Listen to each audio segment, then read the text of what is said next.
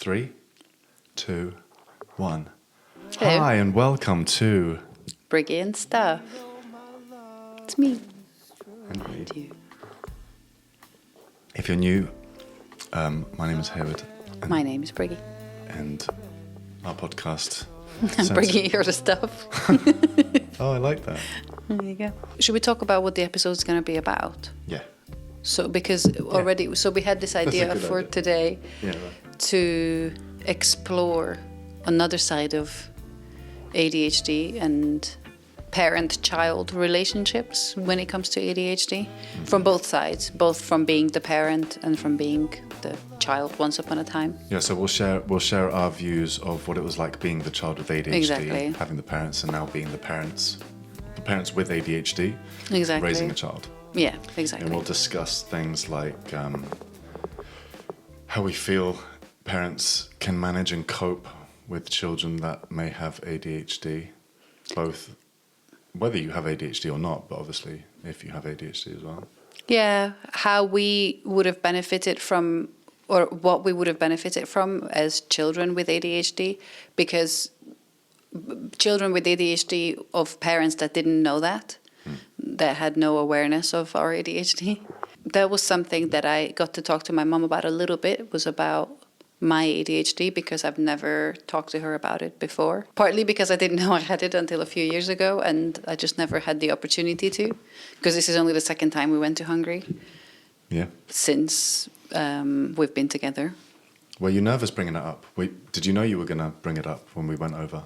Well, before we went, I already said that I think this is the time where I can talk to her about it, or I was hoping that I'll find some time to talk to her about it, and then the time I brought it up wasn't the time I was going to do it. In fact, the longer we were there for, the more I wasn't sure if I am going to, because once we were there, you know, so many things happen, and I wasn't sure, but. It just naturally came up in conversation. We were talking about struggles of my brother, actually, but because of him and, you know, like our sibling relationship, and it just came up. Can you remember how the sentences went? Like, what was the... Because I remember there was quite a funny... Basically what it was without giving away like too much personal stuff, but our conversation was something around how much she doesn't fully understand some of the choices that we make, like as adults, like me and my brother as her children. And she was kind of listing all these different reasons of why she thinks it could be, and I just couldn't not say it, because everything she was saying was so clear to me. Now that I know, it was so clear to me why. And so I just said it. I was like, you know that he might have ADHD. Yeah. And she just, because of you, she has knowledge of ADHD. She's researched a lot into it because she's just interested in knowing about it. And so she was shocked. And then I said myself as well. And then that was even more shocking to her. It's funny because we're in this space of talking about neurodiversity so much, it doesn't seem like such a big thing, right? Yeah. But if you come from a place where it's all kind of new to you, I guess it would be shocking when you hear that your adult child has got a disorder, in inverted commas, that you had no idea about. That you had no idea about, and that you know, I could see why it could be shocking. Yeah, and I think obviously it's going to probably take her some time to process. Unfortunately, we only had a week in Hungary, and so there's only so much we could get through, you know. But it was a big deal. It was a big deal because it was, I hope that it will give her some clarity. It's out there now. We can start processing it together as a family. And she can start processing it as a mother, a mother of two children who likely both, because neither of us are officially diagnosed, you know, but that's, in my opinion, is just a formality. You know, it's very clear that we have it. Oh, hot take. Yeah, right. But anyway, so, you know, now we can all start processing it. She can learn more about it. But she took it well, considering. It's a sensitive topic matter, isn't it, when we're talking about the parents, because being a child with ADHD was ultimately super difficult for the child. And the dynamic between the child and the parent can be really challenged, right? I'm trying to be sensitive with what I'm saying. For me, growing up as a kid, I was diagnosed with ADHD when I was 6, but I almost feel like it didn't make a difference anyway because life just carried on. Yeah. But looking back, I can see how difficult it was for my parents having me as this extremely hyperactive ADHD kid. Do you think you, at the time, because you were so young and this was a long time ago now, did they believe it? I don't know. I think they believed it to some extent because the guy that gave me the test was like a friend of the family sort of thing. He was a psychiatrist. Because initially I went to see if I was dyslexic or something because I was struggling in class. And he was like, no, he's not dyslexic, he's got ADHD. But all they proposed to help it was to not let me have sugary things and things with E numbers. So the extent of it was that my diet changed a little bit. Yeah. Which is great, right? But that's just a slither of what contributes to ADHD. And it's funny because I look back and I go, oh yeah, it must have been really difficult for my parents, blah, blah, blah. But then when I look at how much I struggled as the kid with ADHD, it's like my whole life was just difficult. Yeah. Do you know what I mean? And like, I'm not saying I had such a bad childhood, but it was definitely difficult. And I just feel like without triggering parents out there, I think it's really important to remind yourself as a parent of a child with ADHD that the child is struggling too, and that whatever coping strategies you find, it's to help the child as well as yourself. As a child with ADHD, not only are you struggling, the parents, within reason, can choose their reaction to it more than the child can. A child can't choose their ADHD, they just have it, and they're struggling.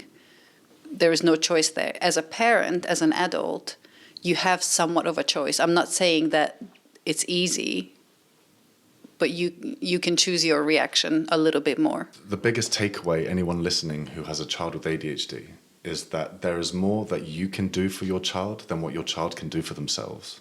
Definitely. Right? If you think that a child's brain is still developing, and that I think it's up until 25 the brains are developing, especially things with impulse, which is a big issue with ADHD brains, the parent can do so much more to help manage the child. And a lot of that comes down to the reaction of the parent. I think sometimes parents aren't aware that how they react to their child is often what is putting fuel on the fire. If your child is having a meltdown and you're taking it personally and reactive to the meltdown, you're just making the meltdown worse. Yeah. And I really don't want to be like preachy how to parent stuff. I'm just saying from what we've learned and what I've looked into about how to react to ADHD children, how to best manage and cope. And how I would have preferred it. Like, I know I melted down all the time. I was always crying and angry, and, what I needed was that unconditional acceptance and support, which I'm sure is so difficult, right? Like, kids are fucking difficult, regardless of ADHD. And they're triggering, and they bring up all the difficult aspects in your own stuff. But I think as the adult, you have to find a place where you can, best you can anyway. There is something I remember hearing in a parenting podcast as advice, which really resonated, was that she said when she's given advice, a lot of people will say, but what about this and but what about that? And often when you get given advice, and it's not necessarily great to hear, right? It might make you feel guilty, it makes you feel bad, it might feel unrealistic to you. You just think, oh my God, that's not possible. Or like, no, but my child is different. You have to have a mind shift change in that. This is for people who want to try and change things. you can say, oh yeah, but my child's not like this, or oh, but this is difficult for me, and that's fine. You can acknowledge all those things, but still, if you hear advice from other people who are struggling with ADHD and they say, this is what's helpful for children, this is what would have helped me, it's important to listen to that in the right mindset. Not coming from a personal place of like, oh, but I struggle too, but a place of as objectively as possible is what I'm trying to say, really, to be able to see the issue for what it is. I think it's the issue, not the issue. See the challenge. The challenge for what it is, yeah. And, you know, anyone who's listening to other ways of parenting, chances are it's difficult as it is. Mm-hmm. So why not try something radically different? Yeah. Even if it seems even harder or impossible.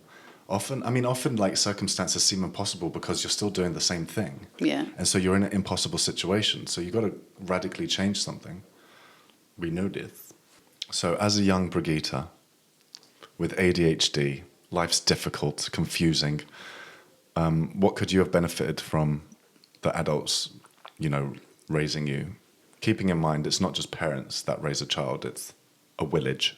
A village, that's right. What would have helped especially you, at that age, realistically, at that age, I spent most of my time in school, right? Yeah, yeah. So it's mostly school. Yes, and it's right. I think it's right up until your 20s, right? Like if you're going, say, to school like 16 or 18, but then even further if you're going to university, like right up to then, your brain needs the fucking support. Yeah, and and at that point you spend time with, you know, very little time with your parents, a lot with your peers, with teachers, with coaches, with whatever. But what would have helped you?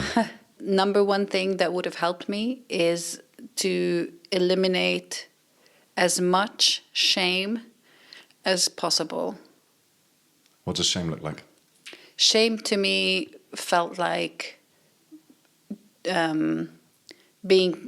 all the things I was struggling with being pointed out and made to look like something that's a fault of mine and that I have to learn to be better at, as opposed to you know what it really was. What if someone? I will say this: like, I was not diagnosed, and nobody. I didn't know because I was a child, but nobody knew that I had ADHD. Mm-hmm. And so given that, nobody would have tried to treat me as somebody with ADHD. I was just treated like any other child, you know, everybody was doing the best they could. But looking back at it now, knowing that I obviously had ADHD and the struggles I had was because of that, I would have benefited from not being shamed for the difficulties that I was having, for not being able to keep up, because there are parts of the ADHD that seem very positive, and for me that manifested in actually being very good at school in the beginning. I was so good. I was a straight A student. And so when it went from that to the opposite, the shame that came with that was very difficult for me to deal with as a child. You know, if falling off and not performing as I was expected to. What if someone who's listening says like, oh, you're just oversensitive as a kid? You're just too sensitive. Well, I was too sensitive. I was oversensitive, partly because of my ADHD. That did make me overly sensitive. And there's absolutely nothing wrong for adults catering to young people that are sensitive. They're sensitive. Children are supposed to be sensitive. They are sensitive. That's just what they are. So you're supposed to cater to that, not make them less sensitive, in my opinion. But definitely shame. And by shame, I don't mean, you know, being heavily like put down as a child, being told that I was a terrible child all the time, although sometimes it is the case for some people. For me, it wasn't. But it didn't need to be that drastic. Being made to feel that, you know, it's like, oh man, like you could do so much better than this. Like, why aren't you trying harder? Like, why aren't you, like, I know you could do this. Like, why don't you just do it? And like, you know, being told that so many times, along with, you know, God, you should just, you're being too much now. Like, I get it, but this is too much now. Like, you need to calm down. There's a lot of things like that. And over time, if you hear that multiple times a day, every day, that kind of shaming is bad as well. It doesn't need to be more dramatic than that. So with that, I was saying that a safe space where you feel like you can talk about things that bother you honestly and openly to somebody, preferably a parent or whoever you're close to, where you can talk about it in a more objective way, or be listened to in an environment where you know you can say these things and you won't be told, oh, well, you know, if you would have just done this, this wouldn't have happened, or, well, it's your fault because of that. Can you imagine how confusing it must be for a child being told that they're not trying hard enough, or that they're doing all these things as if it's a choice that the child is making, and the child is just being a child, just being their authentic, reactive self. They're just reacting to their environment and being who they are. Yeah. And then being told you're something that you're not. Like, I had that, it's just like so ingrained in my head. I was always told, like, you could do better if you tried. And I was the problem child. I was the one that distracted everybody. I was, you're this, you're that, you're blah. Always getting in detentions and shit like that. Parents always, you know, sending me to my room. And so, like, by the time I'm in my mid-teens, like, I've been told off and told that I want to say a worthless piece of shit, but that's over-dramatizing it. But, like, told that, you know... But it makes you feel like that, eventually. And so, like, your self-worth and self-confidence just gets chipped away, because you're not intentionally doing any of those things. So you're like, on a subconscious level, you're like, you feel hopeless. Because you have no idea what the fuck is going on. Yeah. Because the people that are raising you, they've got it wrong, but they're telling you what you are. Yeah. And so, I mean, that's why when people figure out, like, oh, fuck, it's ADHD, it can be such an uplifting experience, because you're like, that makes so much sense. Because the justice isn't there otherwise. Exactly. It's not fucking fair. Yeah. And so, to come back to the question, like, for me as a child, I think what I really, really needed, and it's like what you were saying, I needed adults that were there for me regardless of how I was acting. You know, it doesn't matter if I was going to go to when I was 14 and I broke into a house, but let's go back a bit. It doesn't matter if I, like, broke a window, or if I wasn't listening, or if I was screaming, or whatever, bit my sister, whatever. Like, there was love and compassion. And I understand why parents would get vexed and try and punish and, like, correct the behavior. But we're not fucking Labradors. You know, I don't even know if they do that with Labradors anymore. Right. Do you know what I mean? Going from a young age, when you're little, and it starts off like I was told that I was a very busy child. You know, nobody ever said to me I was terrible or I was bad. I was very busy. I was like I was really difficult to keep up with. I was constantly just like, you always had to watch me because at any second I could be off doing something that's, like, potentially life-threatening, which I have done. Because I stood at the windowsill on the 7th floor at the window at like 5 or something. So it's, you know, it was things like that. And it goes from that to being a busy child to then you go to school, and then it gradually gets worse. And I find that people, not just parental figures or teachers, but everybody around, slowly starts losing compassion for you. The older you get, the more you should know better. And even though not a lot of people would consider teenagers children, they are very much children. And with everything teenagers have going on, they have it so hard. And so often, now that we learn more about parenting, you compare the toddler ages to teenagehood, because the brain is going through similar stuff. But the compassion isn't there anymore. You're not cute, you're not cuddly, you're not like, oh, they're just a kid. You should know better. And so then, that's, to me personally, is when it got way worse. Because up until, like, I was 12, 13, it was kind of, I mean, obviously my self-confidence was getting lower and lower, but it was a bit more forgivable. Whereas afterwards, at school, I really started to do really badly. And I was skipping school. I wasn't going to school.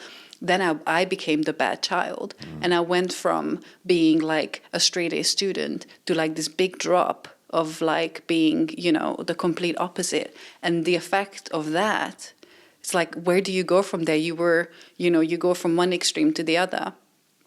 Meanwhile, at no point do you really feel that great about yourself or confident. But at teenagehood, it gets really bad. And that's when parents, I'm sure, find it the most difficult to find that compassion for their children, to be like, this is the time where I really need to be there for you. Simultaneously, they often tell their kids, like, you can tell me whatever you need to tell me, you can always come to me because I know this is difficult, while shaming them even harder and expecting even more from them. I think it's a really shitty age as well, isn't it? Because I feel like some teenagers, they're expected to act like adults, but then they're treated like kids at the same time, and not like treated like kids with respect. No. Do you know what I mean? And that's true of That's true of all teenagers. It's not just people with ADHD. But if you have ADHD and you're a teenager, it gets so rough, in my personal experience and opinion. It gets really, really rough. Yeah, I mean, if you look at our teenage experiences, like for you, from what we've spoke about, you completely withdrew. Yeah. And you were just like, fuck this, the society and whatever's going on. And you completely withdrew. And for me, it was also like, fuck this society. But I completely, I dived into alcohol and drugs and risky behaviors, because it's like, this is fun. I've found a little network of other fuck-ups that I can be myself with, more myself than anywhere else. Yeah. And so we kind of both completely derailed in very unhealthy ways, differently, but still doing the same thing, like trying to escape the situation. Yeah. Which sounds dramatic, but that's exactly what it is. But it's exactly what it was. And like you said, it presents very different ways. For me, it was a very different kind of experience, but the outcome is the same, and the symptoms were the same. Yeah. For me, it was more everything was coming from a place of constant worrying and constant fear. I was always anxious, always worried about, when am I going to get in trouble for not going to school? But I couldn't go to school because I was doing badly in school, and so I couldn't face people in school. Yeah, but nobody asked me that. Everybody just said, well, you're supposed to go to school, you're supposed to sit there and do all these things. And then to me it felt like, I'm supposed to go to school and let people berate me. That's what it felt like. Let people tell me how stupid I am, how incapable I am, and how I'm just going to be a, people say, I don't know if they said it to you, but to me, I started hearing things like, oh, you're not going to do anything with your life. Yeah. You're just going to be one of those people who going to end up, doing drugs or working at McDonald's, because that was the worst thing you could do. This is it. I had that for my whole school years, which all it did was make me, so the fuck it just got louder. Yeah, exactly. I was like, so fuck it, I will drink then. And okay, well, I will do drugs then. And for me, it was the fear of well, I won't be coming back here anytime soon because you're making me feel so much worse. Mm-hmm. So I went to my grandma's house. It's funny, when we're talking about these experiences, it kind of overlaps a little bit when you look at the episode that we did about freeze, fight, or flight responses. Mm-hmm. You can see the relationships and how we are and how we deal with things. Yeah. I'll leave a link. Yeah, I started avoiding things at a young age. My avoidantness. And I started getting more attacky, but it was a self-defense mechanism. Yeah. Okay, so we got this comment on YouTube from this lady, which is related to what we're talking about. So I'm just going to read you the comment, okay? Shout out to HAYLEY Jennings. So she said, watching your channel is helping me to understand the challenges of dealing with ADHD. My adult daughter has inattentive ADHD, which is my motivation to learn as much as I can. That's good stuff. Amazing. Right? Could you please talk on how a parent can best help their child and how a parent can best deal with their own struggle of dealing with the situation? How a parent can best deal with their own struggle of dealing with the situation. So if you're a parent with an ADHD child, she doesn't say how old the child is, but she continues to say, for example, excessive shopping gives my daughter a dopamine hit. Excessive shopping causes my anxiety because our house is weighed down with all this stuff that we don't need. She's working through trying to learn how to manage better. But is there anything I can do to help that? Anything I should avoid to make that worse? And anything I can do to help how bad it makes me feel?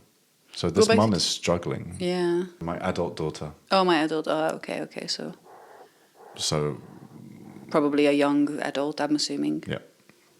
So you've got different things going on there, like how best to help her daughter. Mm-hmm. How best to help herself, and how not to feel bad about the whole situation. Yeah.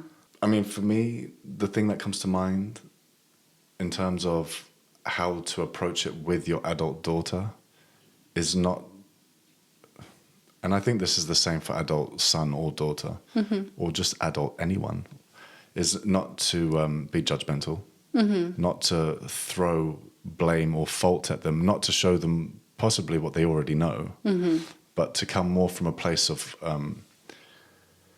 support, right? And I think it's, if you work on building a healthy, non-judgmental relationship with your child, the rest of it will follow. Do you know what I mean? I don't think it's necessarily the parent's job to steer their child in any which way or direction anyway. I think the core of it is to work on the relationship with your child, regardless of the symptoms that the child's going through. Definitely. Trust is a big one, I would say, probably from both sides, like trusting the parent and the parent trusting the child, which can be difficult, I'm sure. Especially if you have ADHD and if you struggle. I know for sure I lied a lot when I was younger, all the time, in fact, because I was afraid of getting into trouble. But that could be avoided for the most part by having that trust go both ways. If I would have known that I could have been promised that I have a safe space where I don't get in trouble, so to say. So if your adult child has got a spending problem, they're spending all their money on shopping. Okay, so before we get into that, because I have some thoughts on that, because I struggle with that, and I always have. But before that, I will say that when it comes to parenting in general, I find, but especially if you parent somebody with ADHD, you're never going to find a solution to fix it.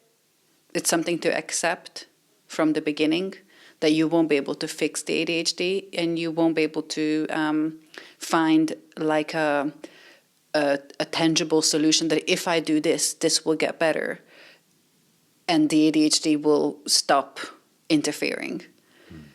You know? Yeah. I think it's important for people to understand that it's more about managing the symptoms or focusing on the positive sides of ADHD, or what you can bring out of having ADHD instead of fighting against the ADHD. Yeah. And this the same goes for the parent. Like, instead of fighting against, like, oh, my child has this, how do I fix it? It's like, how do we both live with it and turn it around so that it works for us both? Lifting them up. Lifting them up rather than going, oh, well, this is wrong, this needs to be changed. But like, celebrating your children? Yeah, and celebrating the positives, the achievements.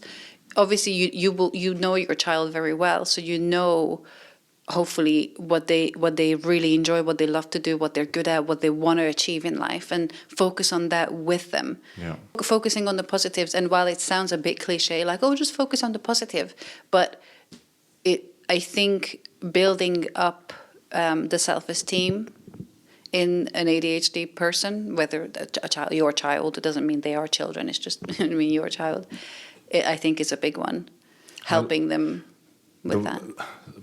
I can't remember where we read it, but there was one sentence, and I think it was Gabor Mate, and it just, whenever I'm struggling with Bella or I'm having a difficult time, I look at this sentence, and it's like, the most important aspect of raising a human being is keeping the connection of the relationship in a positive.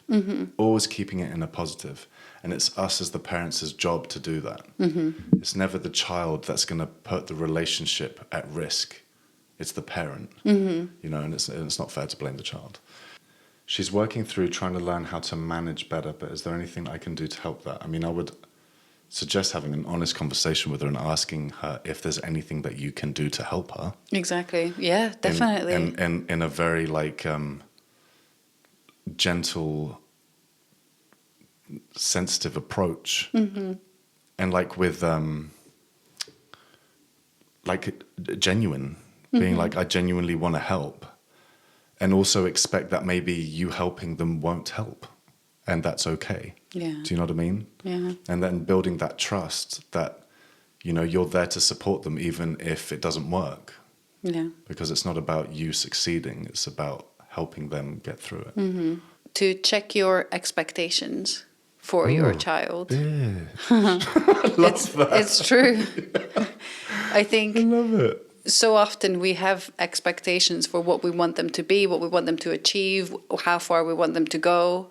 I've had that put on me before of like, you know, if you could just go to school or go to university. And study this thing, and then it would get you a good job and blah blah blah, which comes from the best of intentions. Yeah. Nobody ever doubts that. You know, parents want the best for their kids always, but you have to check your own expectations and check in with yourself, like, what am I expecting from my child and why? Is it for them or is it for me? Or do I want them to impress me and achieve these things that maybe I couldn't achieve, or just because... Or for show for everyone else. For show, or even if you think, well, I want them to be happy and I know this would make them happy if they would find this really good job that earns them a lot of money. But that's not necessarily true. So you have to check that, your expectations and where they're coming from. And then, like you said, have an honest conversation of what is it that they are hoping to achieve in their life.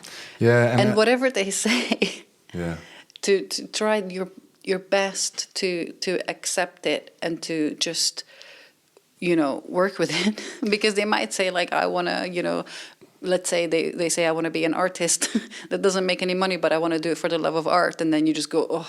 I know, right. You know. You know, growing up, kids, teenagers, adults, they're going to be judged all the time by other peers, by other people, by relationships. And as parents, we've got the fucking opportunity to be that one source of unconditional acceptance, you know, and you can't undervalue that. Like, that's going to help them build their own confidence. Yeah. And I get it why parents are so quick to micromanage and to direct. It's like so many parents come, you know, they become parents and then they put on their director's hat and like, right, I'm going to raise my child to be da-da-da-da-da. It's like, just work on your relationship with your child. Yeah. That's your job. I've been trying to avoid this subject for months because it's such a...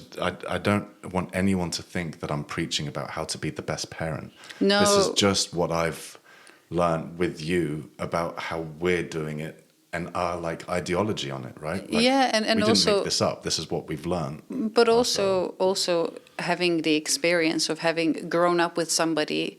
I mean, grown up as undiagnosed ADHD and having gone through so far majority of our lives with this experience, you know, so we have the experience to say, this is what I know for sure doesn't work, you know, and I can't talk for everyone, but ADHD is something that the symptoms are similar enough for each individual that it should...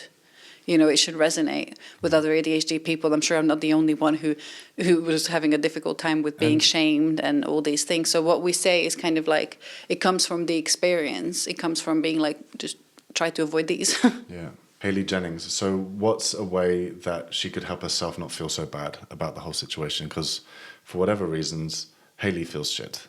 Right, of course. I can imagine. Of course, because you're a parent, and that's part of being a parent. Might feel hopeless, might feel guilty because you've come across too strict or whatever. Yeah, it could be so many things. And just in general, as a parent, there are so many ways that you are made to feel guilty.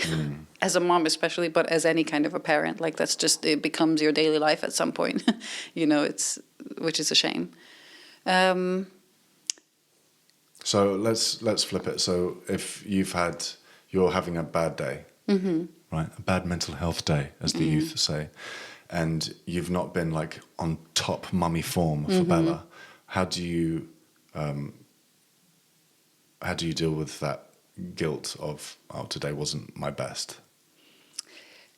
I try to, first of all, allow myself to accept it. You know, you can't take it back. It is what it is. And then focus on repairing with yourself and with your child. Everybody is doing the best that they can. And just like she is, and all the mums and dads and parents out there, you're doing the best that you can at all times. The fact that you ask other people, how can I be better and how can I help, is already amazing. Just Not a lot of YouTube people do videos, that. like investigating And wanting to help your child. I already know that you already are doing so much better just by doing that. And then, if you start applying little things that you learn consciously, that again is huge. And the most important is that if you're having a difficult day and if you feel really bad and if you don't know what to do, just try and remind yourself, like, okay, if you had a bad day, the next day is going to, you can try again. And to focus on the relationship. I know we said this so many times already, but it is key. Focus on your relationship with your child, and to have the humility and have that need to repair. Yeah. If you've made a mistake. Like what? Repairing looks like it's okay to apologize. To apologize to your children if you need to.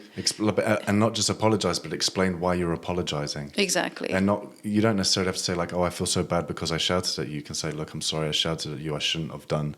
That was disrespectful, and I'm going to try better. Exactly. And you can explain like, I was having a bad day. Of course. But don't justify an apology with an excuse. Yeah. You know what I mean? Yeah, it happened to me before. It happens to everyone. And I've told, obviously Bella's still very young, but already at this age, I tell her if I have a hard time and I know that I feel guilty about the way I was with her, then when I have the space and time, I repair. I go back and I say, God, yeah, earlier when I was like this, like I really, I've done it too. You remember when we went to Newcastle a couple of weeks ago and I flipped out, and I was quite like nasty, really, if I'm honest, towards you.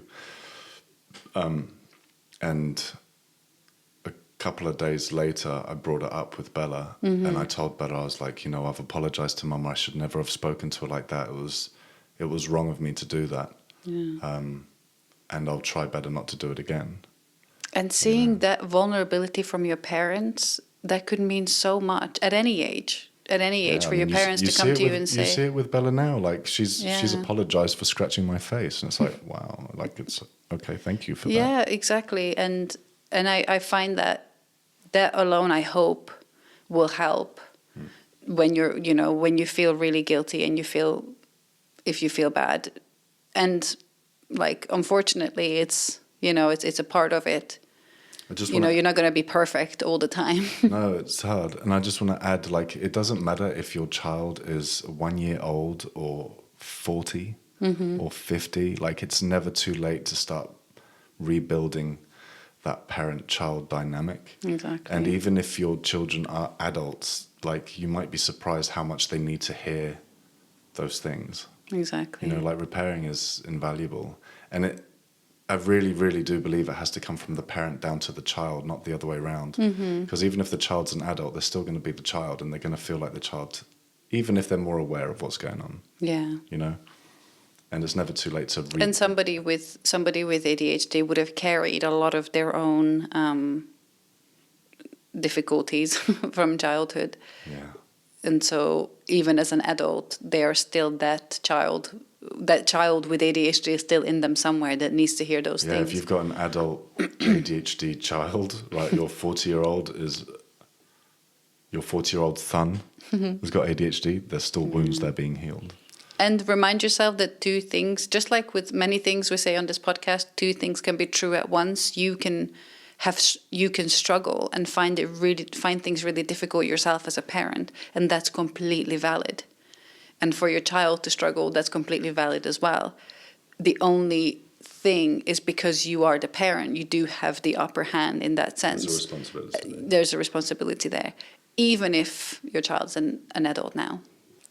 As people with ADHD, we're always trying to get that dopamine hit, and with excessive shopping, we can achieve that. But I wonder if it would help to try and redirect, to try and find the things that, if you sit down and have a conversation about what is it that would make you happy, what is it that you would enjoy doing, that you're not already doing, if there could be like a hobby or a passion of something that maybe you've given up on because ADHD, you tried and it didn't work out, but you need that extra support with, a parent can help with that. I could have benefited from, there's so many things that I enjoyed doing when I was younger, but I couldn't focus in on it to do that one thing. And so I did other things like shopping or like whatever else that gave me that dopamine. But you can find things that you enjoyed that are productive. And you can't do it on your own as somebody with ADHD, but if you have somebody to support you through it, that might be something to help with. Do you want to talk a little bit about ADHD in females? I would love to. This is something that I find very interesting and I recently learned, and so it's another piece of advice for fellow ADHD women out there. And men, it's good to know. And it's yeah, of course, if you have women around you with ADHD, or without, but with ADHD is what we're talking about. Hit me. So I have recently, by recently I mean this past few years of my life, I've been looking more and more into hormones and how hormones affect your mental health and your health in general. And I remember a while back reading an article about it, but I revisited it recently. And there is research that shows that women with ADHD are even more affected by their hormonal cycle at different parts of their lives than women are already affected, obviously.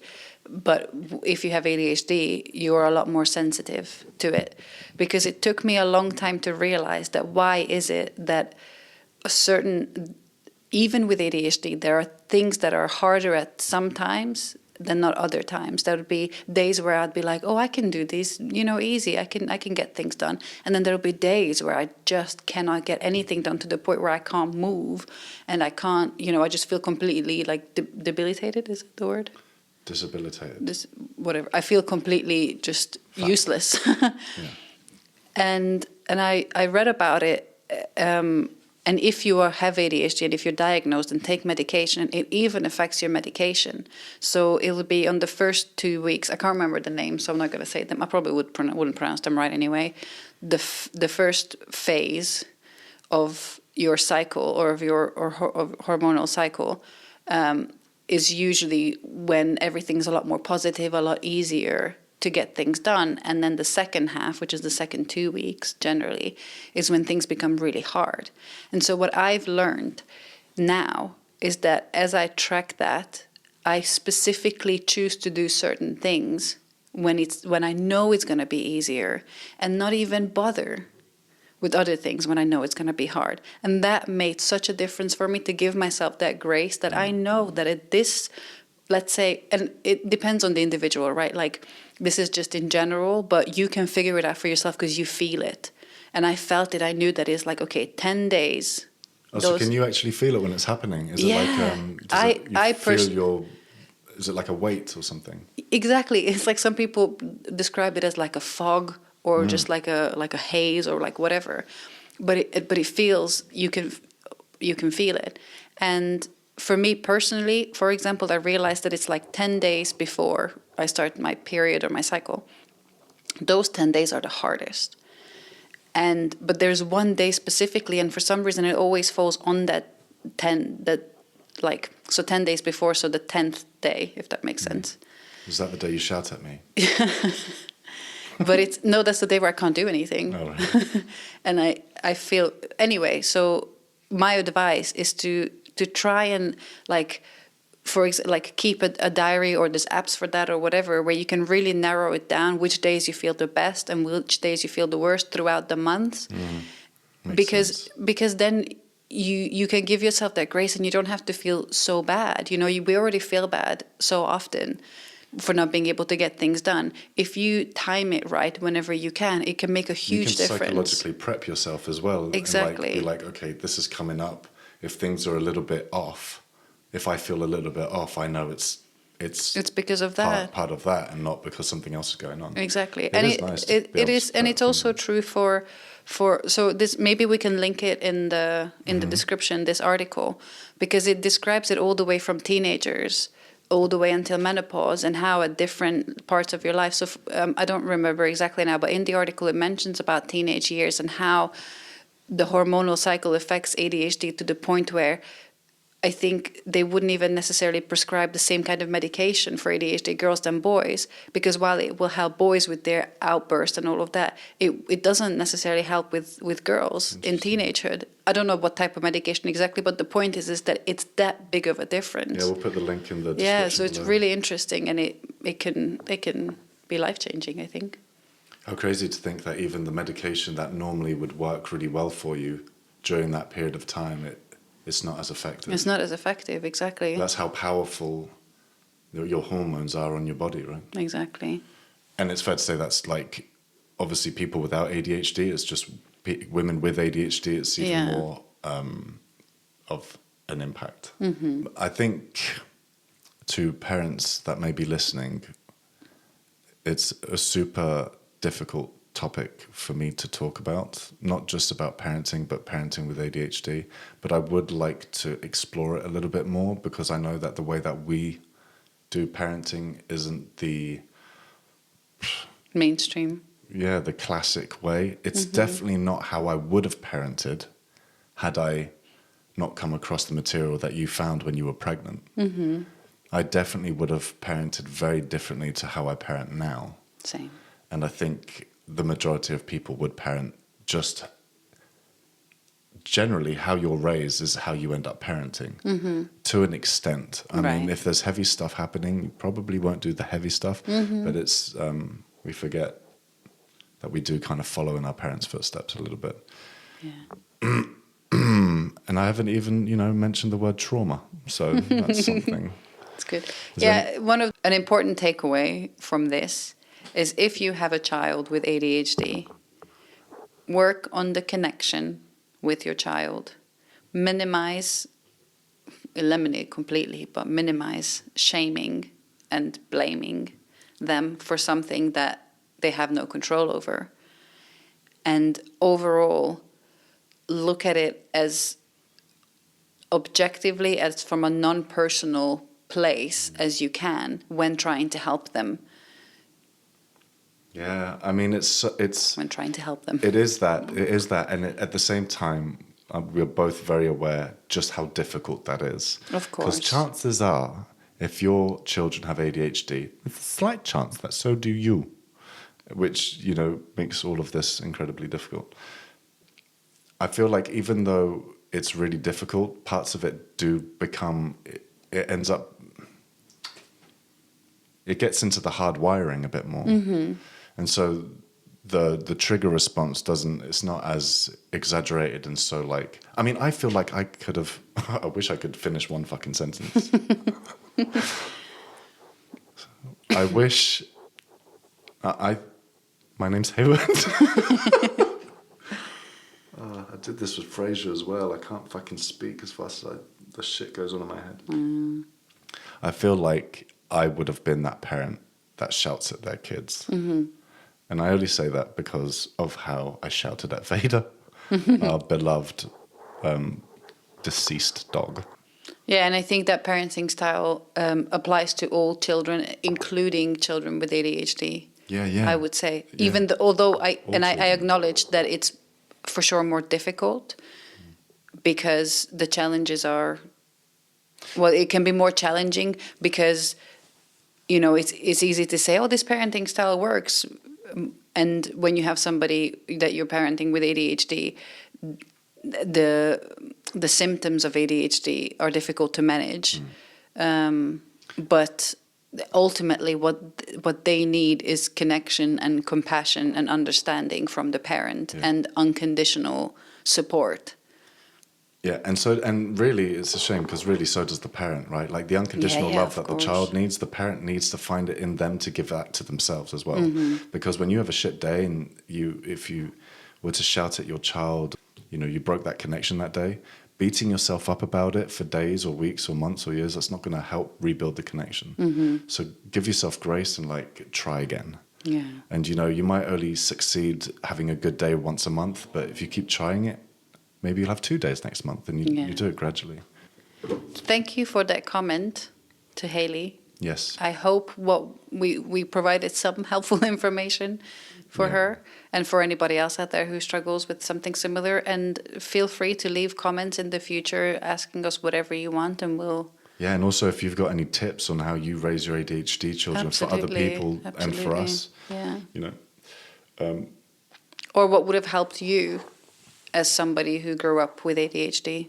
And what you would have liked anything your you have to parents say. or elders to be more aware of. Exactly. Cool. Until the next one. Peace.